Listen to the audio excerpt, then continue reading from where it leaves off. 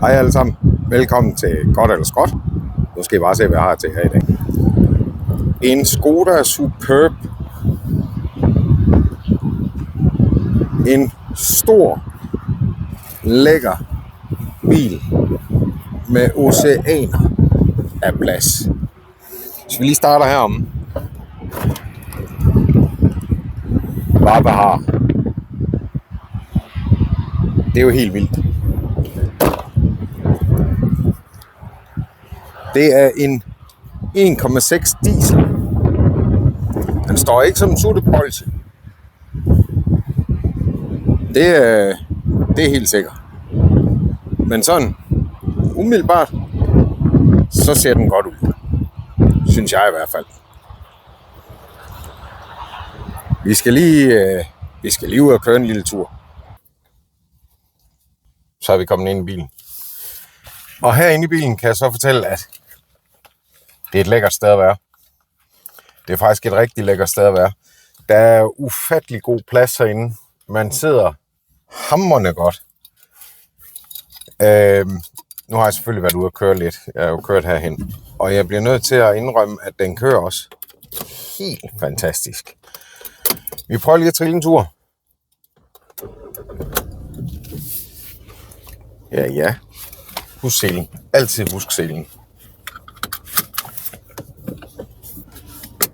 Så skal vi lige have ham der væk, så prøver vi lige at trille en tur.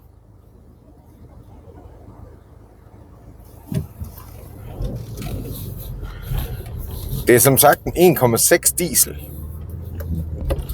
Og den er opgivet til at køre 22,7 km på literen. Så koster den, nu skal jeg lige være sikker, 1810 kroner hver halvår i vægtafgift. Ejerafgift. Og det synes jeg faktisk er billigt for sådan en stor bil. Nu den her, den har kørt 422.000. Og det kan man faktisk ikke mærke på den. Man kan heller ikke i sæderne noget. Man sidder utrolig godt. Den støtter en på den helt rigtige måde. Klimaanlæg virker. Og den har sådan set alt, hvad man kan ønske sig at udstyre. 2-zone klima. Fartpilot. Den har endda elektrisk sæde. Med memory-funktion. Lige præcis den her bil, jeg ved ikke om I kan høre det, men den har sådan en underlig pivlyd. Om det er turbo eller hvad det er, det tør jeg ikke at sige noget om. Men den har 6 gear. Og det hele virker bare lækkert lavet. Altså, det virker som en rigtig luksusbil.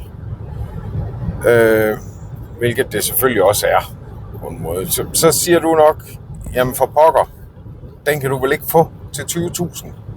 Nej, det kan jeg ikke. Det må jeg jo nok erkende. Den her, den er nysynet og koster 34.000 med plader og det hele. Så det er 34.000 på gaden. Og ja, det er mere end de biler, vi plejer at beskæftige os med. Men jeg er blevet spurgt, om ikke jeg vil lave noget med nogen, der er lidt højere op i klasse.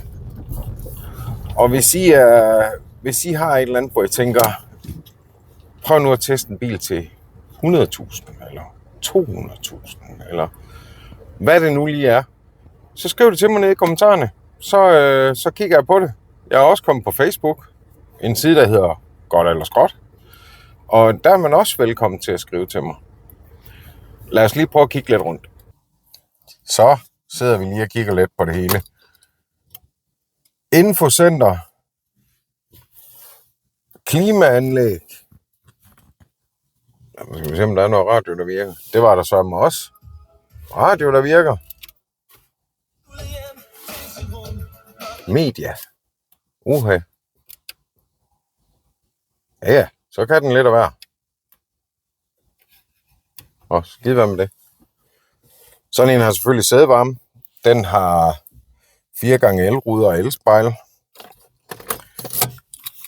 Lad os lige prøve at kigge udenfor igen. Vi skal jo lige se, hvordan den er siddet i inde på bagsædet. Og prøv lige at se her.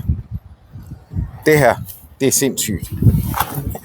Nu sidder jeg bag ved mig selv, og jeg kan næsten se med udstrakte ben. Det er helt vildt, så meget plads, der er heromme. Aha. Og prøv lige at se en kabine. En bil, der er kørt over 400.000. Det er jo imponerende. Prøv lige at se. Er det ikke vanvittigt? Så en konklusion på det her. Den er billigere at have, synes jeg egentlig. Den er nok lidt dyrere at lave på end op, for eksempel. Men den kører fantastisk, og du kører i luksusklasse. Og den er billig i ejerafgift, og den kører langt på literen. Den har kørt meget, man kan ikke mærke det på den. Den har lidt rust udenfor, men jeg tror, det kan reddes. Jeg vil kalde det her for godt.